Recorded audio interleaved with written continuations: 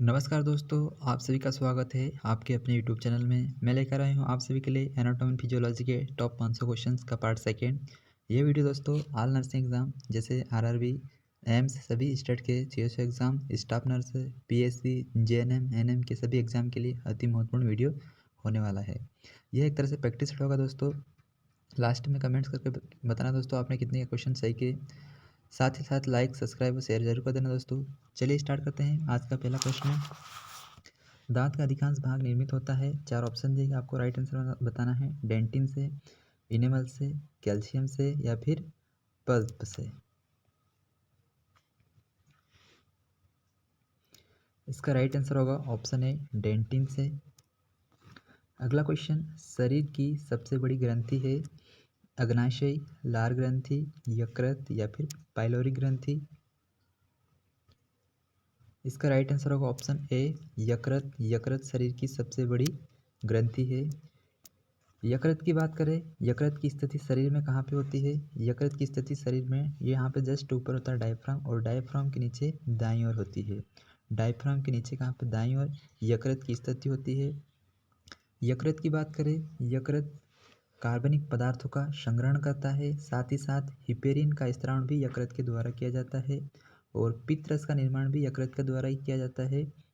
बात करें, शरीर की सबसे बड़ी ग्रंथि है यकृत। अगला क्वेश्चन देखते हैं,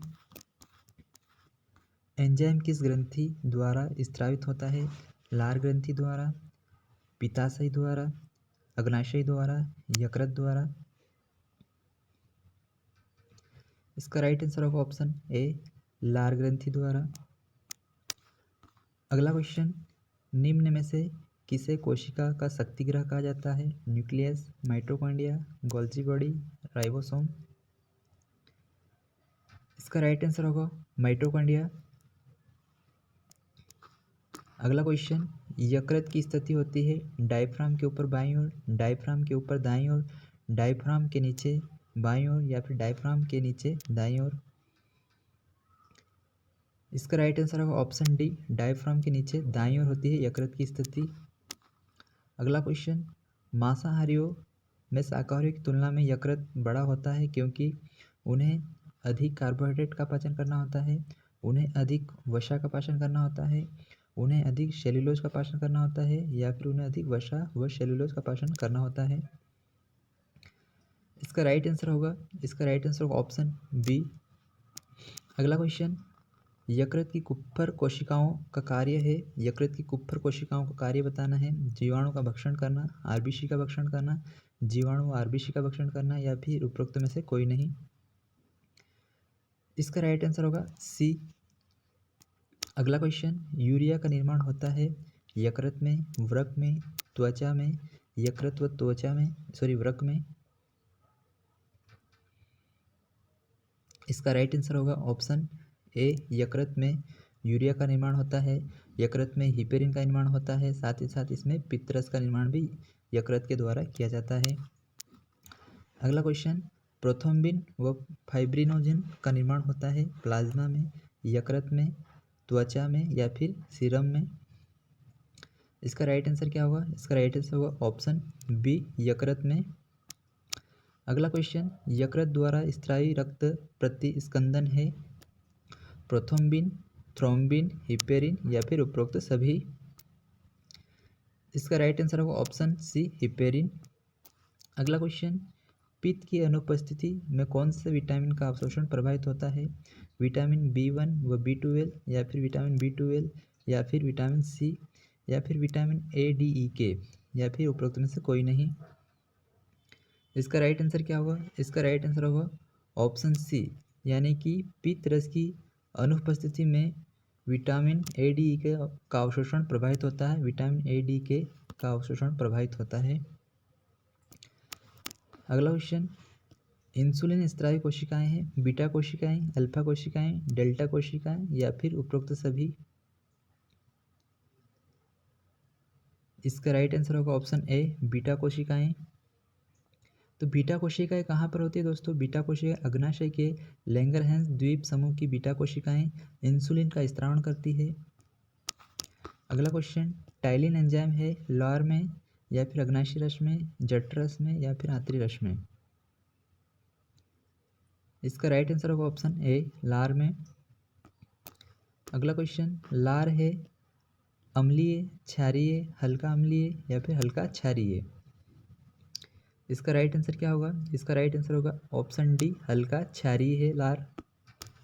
अगला क्वेश्चन, निम्न में से किस रस में पाचक एंजाइम नहीं पाए जाते हैं? पित्त में, जठरस में, आंतरी रस में या फिर अग्नाशी रस में? इसका ऑप्शन ए होगा राइट आंसर 15 का। अगला क्वेश्चन, एंट्रोकाइनेज एंजाइम पाया जाता है जठरस में, अग्नाशी रस में, पित्त रस में या फिर आंतरी रस में? इसका राइट आंसर होगा ऑप्शन डी। अगला क्वेश्चन, क्षुधा केंद्र पाया जाता है हाइपोथैलेमस, मेडुला में, सेरिबेलम में या फिर पोन्स में? इसका राइट आंसर होगा ऑप्शन ए, हाइपोथैलेमस में पाया जाता है। अगला क्वेश्चन, जठरस के स्त्रावण को उद्दीपित करने वाले हार्मोन है गैस्ट्रिन या फिर एंट्रोगेस्ट्रॉन या फिर हिपेटोकाइनिन या फिर कोलिसिस्टोकाइनिन? इसका राइट आंसर क्या होगा? इसका राइट आंसर होगा ऑप्शन ए, गैस्ट्रिन। अगला क्वेश्चन, मल में गंध का कारण है बिलीरुबिन व बिलीवर्डिन या फिर कोप्रोस्टेरोल या फिर एंडाल व स्केटोल या फिर सभी? इसका राइट आंसर क्या होगा? Option C. अगला क्वेश्चन, एक कोशिका का दूसरी कोशिका में परिवर्धन को क्या कहते हैं? हाइपरप्लेशिया, मेटाप्लेशिया, डिस्प्लेशिया या फिर एनाप्लेशिया? इसका राइट आंसर होगा ऑप्शन बी, मेटाप्लेशिया। अगला क्वेश्चन, साइनोएट्रियल नोड हृदय के किस कक्ष में होता है? साइनोएस्ट्रियल नोड हृदय के किस कक्ष में होता है? दायां आलिंद, दायां निलय, बायां आलिंद या फिर बायां निलय? इसका राइट आंसर होगा ऑप्शन ए, दायां आलिंद।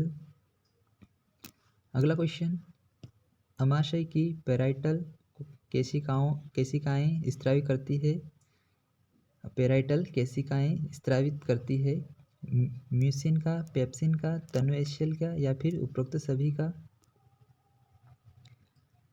इसका राइट आंसर क्या होगा? सी, तनुएशियल। अगला क्वेश्चन, लार में जीवाणुनाशी है सिरुमिन, काइम, एमाइलेज या फिर लाइसोजाइम? इसका राइट आंसर होगा लाइसोजाइम। अगला क्वेश्चन, लैक्टियल संबंधित है दूध के पाचन से, वसा के अवशोषण से, लैक्टिक अम्ल के पाचन से या फिर उपरोक्त में से कोई नहीं? इसका राइट आंसर क्या होगा? इसका राइट आंसर होगा ऑप्शन बी।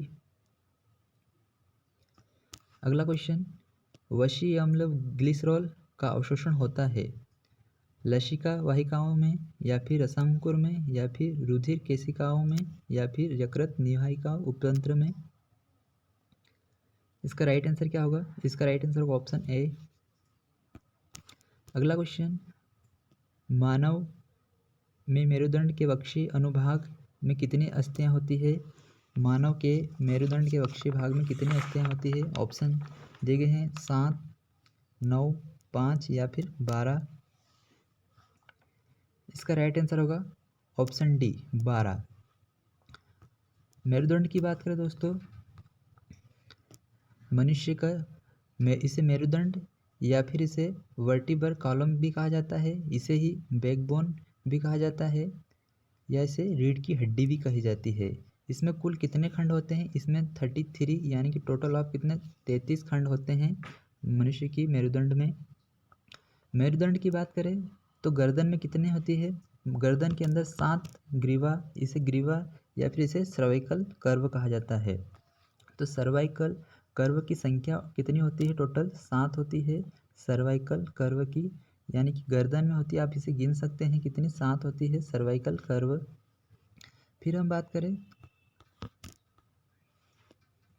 वक्षीय कशेरुकाएँ, इन्हें वक्षीय कशेरुकाएँ कहा जाता है या इन्हें क्या कहते हैं, थोरेसिक वर्टिब्रल कहा जाता है। तो थोरेसिक वर्टिब्रल की संख्या कितनी होती है, 12 होती है। यही आपसे क्वेश्चन में पूछा गया है कि थोरेसिक वर्टिब्रल की कितनी संख्या होती है, 12 होती है। फिर हम बात करें लंबर की संख्या कितनी होती है ना, लंबर या लुम्बर कहा जाता है इसे, इसकी संख्या कितनी होती है, इसकी संख्या होती है 5 होती है। फिर हम बात करें सेक्रम या सेक्रल कहा जाता है इसको, सेक्रल की संख्या होती है टोटल ऑफ 5 होती है। और फिर नीचे होती है कोक्शीगल या कोक्शी भी कहा जाता है इसको, इनकी संख्या होती है 4 होती है। तो दोस्तों ध्यान रखना, लंबर की कितनी संख्या होती है, 5 होती है। या और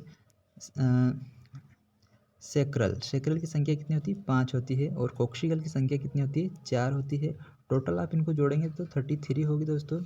तो आपसे कहीं पूछा जाए कि मानव के मेरुदंड में यानी कि रीढ़ की हड्डी में कितनी कुल संख्याएं होती है, तो कितनी होती है, 33 होती है।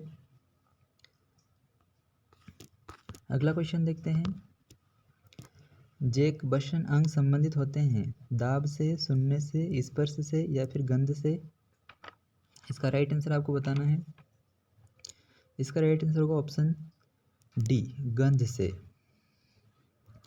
अगला क्वेश्चन, कपोल दांत है, 4 ऑप्शन देंगे आपको, राइट आंसर बताना है।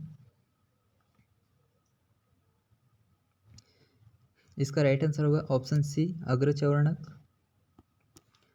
अगला क्वेश्चन, कोमल तालु का वह भाग जो ग्रसनी से लटका रहता है, पेलेटाइन, टॉसिल्स या फिर जैक बशंस अंग या फिर विलम पेलेटाई। इसका राइट आंसर होगा ऑप्शन डी, विलम पेलेटाई। अगला क्वेश्चन, प्रोटीन को अमीनो अम्लों में तोड़ा जाता है, मुख गुहा में, आमाशय में, मलाशय में या फिर आंत्र में। इसका राइट आंसर होगा ऑप्शन डी, आंत्र में। अगला क्वेश्चन, भूखे मनुष्य में सर्वप्रथम कौन सा एंजाइम संचित पदार्थ उपयोग में आता है, वसा, प्रोटीन, ग्लाइकोजन या फिर विटामिन। इसका राइट आंसर क्या होगा, इसका राइट आंसर होगा ग्लाइकोजन, ऑप्शन सी। अगला क्वेश्चन, कार्बोहाइड्रेट का पाचन किसके द्वारा होता है, एमाइलोप्सिन द्वारा, स्टीएप्सिन द्वारा, पेप्सिन द्वारा या फिर एरोप्सिन द्वारा। इसका राइट आंसर क्या होगा, इसका राइट आंसर होगा ऑप्शन ए, एमाइलोप्सिन द्वारा। अगला क्वेश्चन, अमीनो अम्लों का अवशोषण होता है रसांकुर की रुधिर केशिकाओं में या फिर मलाशय की भित्ति में या फिर मलाशय की रुधिर केशिकाओं में एवं लैक्टियल्स में या फिर रसांकुर की लैक्टियल्स में। इसका राइट आंसर क्या होगा, इसका राइट आंसर होगा ऑप्शन ए, रसांकुर। अगला क्वेश्चन, एपिडर्मिस की सबसे आंतरिक परत होती है, कॉर्नियम, लुसिडियम, जर्मिनेटिव या फिर ग्रेन्युलोसम। इसका राइट आंसर होगा ऑप्शन डी। अगला क्वेश्चन, एपिडर्मिस की सबसे बाहरी परत है, कॉर्नियम, लुसिडियम, जर्मिनेटिव या फिर ग्रेन्युलोसम। इसका राइट आंसर क्या होगा, इसका राइट आंसर होगा ऑप्शन ए, कॉर्नियम। अगला क्वेश्चन, शरीर से अधिकांश हेट लॉस होता है फेफड़ों द्वारा या फिर किडनी द्वारा या फिर त्वचा द्वारा या फिर ब्रेन द्वारा। इसका राइट आंसर होगा ऑप्शन सी, त्वचा द्वारा।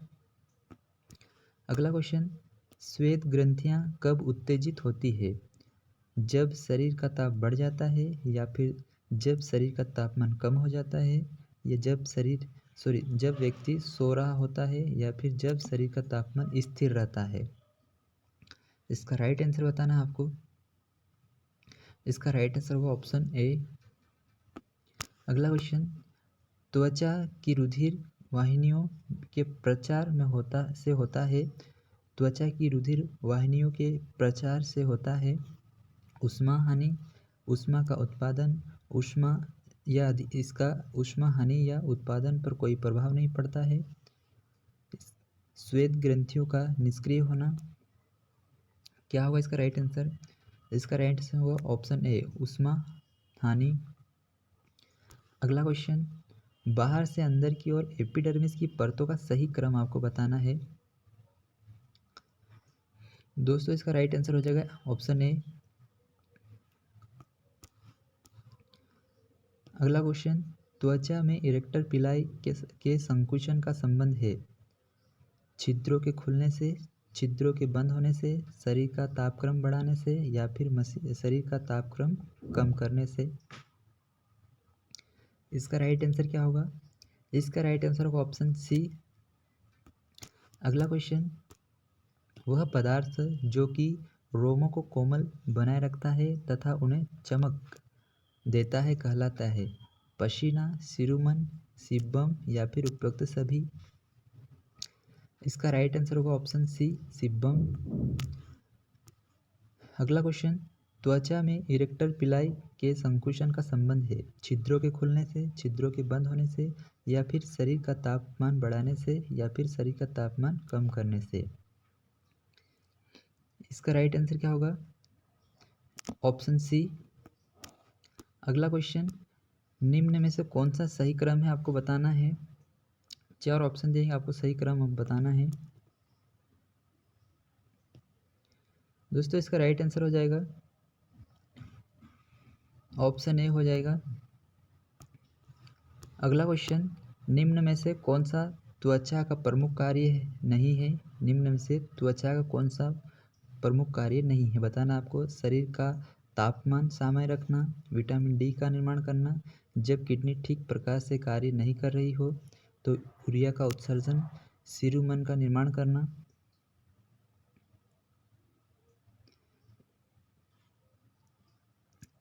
इसका राइट आंसर होगा ऑप्शन सी, जब किडनी ठीक प्रकार से कार्य नहीं कर रही हो।